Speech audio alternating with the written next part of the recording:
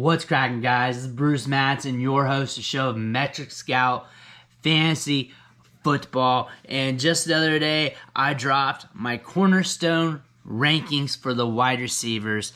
Now it's my turn to drop the cornerstone rankings for them running backs. If you don't have experience with cornerstone rankings, they're rankings that have the players from the most recent draft classes. So this set of cornerstone rankings, we're going to be looking at running backs from the 2020 NFL draft class, the 2021 draft class, and the upcoming 2022 draft class. This gives us an opportunity to see how these young players are valued, see how these rookies coming in can be compared to some of these younger veterans, see how Jonathan Taylor is compared to like a Kenneth Walker, how far away are they in value, how far are they ranked from each other, see how them 2021 rookies are doing in this Group 2, like Javonte Williams, Najee Harris, and that's what we're going to get from these cornerstone rankings.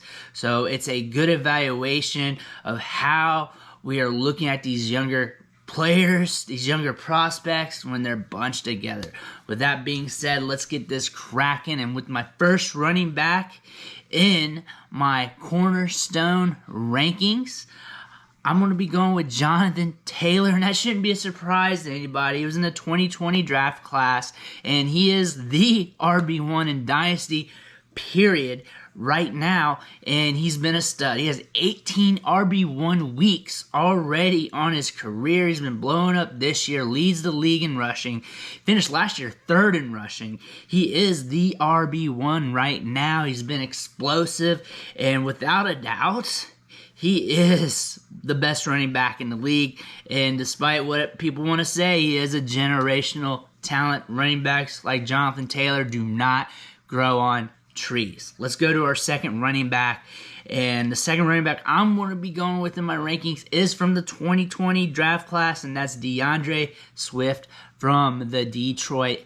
Lions. And he is a fascinating prospect because he's got the long speed, he's got the burst, he's the home run hitter, has a 19% target share. He's used heavily in the passing game, has 469 yards after the catch on the season, and he's averaging 6.36 targets per game. So he's getting a good workload in the passing game, which is keeping him consistent in fantasy. Had a few injuries come up this year, slowed him down, but overall, he has been a high-end Dynasty fantasy football prospect. My third running back on this list is Javonte Williams, running back from Denver, and he's from the 2021 draft class. He's a current rookie, obviously. He has a sneaky 827 rushing yards and 4 touchdowns. He's been sharing the backfield with Melvin Gordon. Melvin Gordon has been good, but he's not going to be around forever. It's eventually going to be his backfield.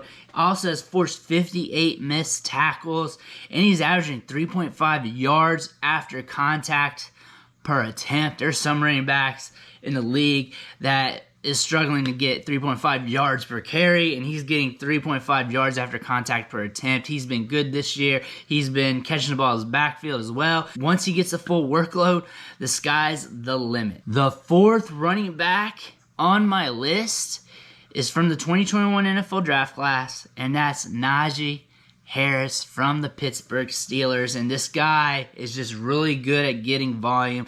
Volume leads to production. Has 965 rushing yards on the season. He's caught 67 balls for 422 yards. So being used in the passing game, getting a lot of carries, and just getting a lot of touches in general. On top of that, he's a first-round prospect, and he should be the ball carrier, the main guy out of that backfield for some time going forward. Now things get a little dicey. Now things get a little creative with the rankings. Pretty much the first few guys off the list was pretty much systematic, but now I get to shoot my shot on some players. On the fifth pick, I'm going with J.K. Dobbins from the 2020 draft class. He's with the Baltimore Ravens. Did not play this year. Injured ACL.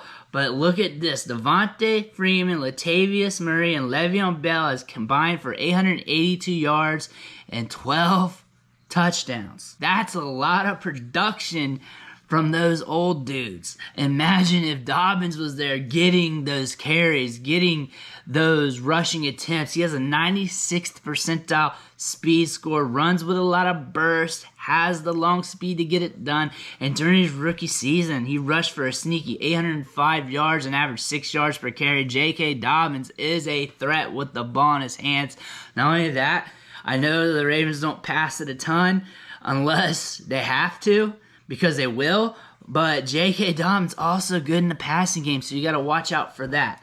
Let's roll over to my 6th running back on the list, and this one's going to be Antonio Gibson from the 2020 NFL draft class for the Washington football team.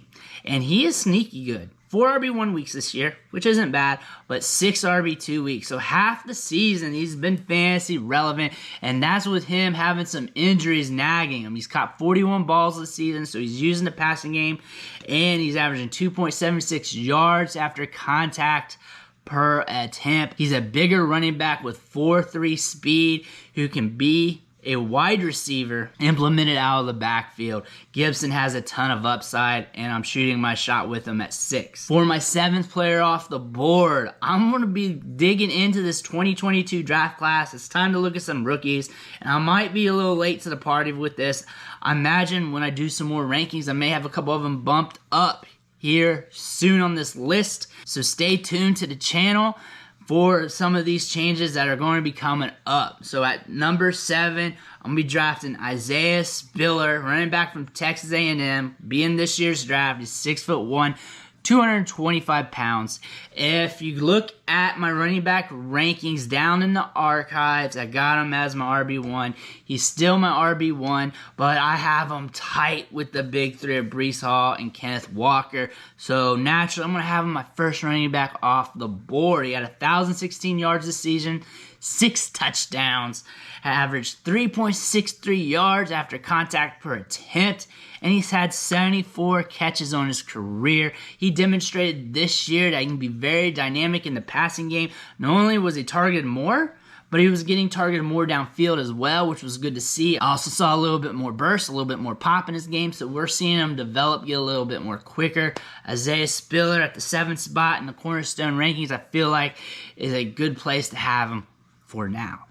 The next running back I'm selecting at the 8th spot, and you know what? We're going to keep it trending with the 2022 draft class, and we're going to be drafting Bryce Hall from Iowa State, another big back, team thick with some extra C's, 6'1", 220 pounds. He averaged 2.83 yards after contact per attempt, had 82 catches on his career, and this year rushed for 1,460 yards, had 20 touchdowns, been mega productive. He can run between the tackles, catch the ball in the backfield. He can just straight up get it done, and he's been productive from day one as a freshman until now, and probably when he gets to the NFL level, should get some decent draft capital, and I feel safe having him at the 8th spot in these rankings, and I wouldn't be surprised if he bumps up a bit here in the next few weeks in these Cornerstone rankings. Now going to 9, and guess what? We're sticking with that 2022 NFL draft class, and the next one of the big 3 is coming off the board, and that's Kenneth Walker, running back from Michigan State, 5'10", 210 pounds. And I look for him to have high draft capital. There's buzz that he could even be a first rounder. We'll have to wait and see if that actually happens or comes true, because a lot of guys just talk on Twitter. They have big accounts, but they don't know everything just yet. This year, though, mega producer. Rushed for 1,634 yards, 18 touchdowns. Led all running backs in college football with 89 missed tackles and averaged 4.46 yards after contact per attempt. Some running backs struggle to get to 4.5 yards per carry. He's getting 4.46 yards after contact per rushing attempt per carry. That is solid. Kenneth Walker is a running back you need to pay attention to come draft season. Now we're to the last running back on today's list, the RB10 on the Cornerstone rankings. And this one's going to be Clyde EdwardsHelaire, running back from the 2020 NFL draft class. And we're playing it safe here. We're just playing it safe. And it's pretty much been a lost year this year for Clyde EdwardsHelaire. He started the season hurt, injured, whatever you want to call it, with, like, I think a hamstring issue. Slowed him down a little bit, then he got hurt again, missed some time, and other running backs on the team started to look better.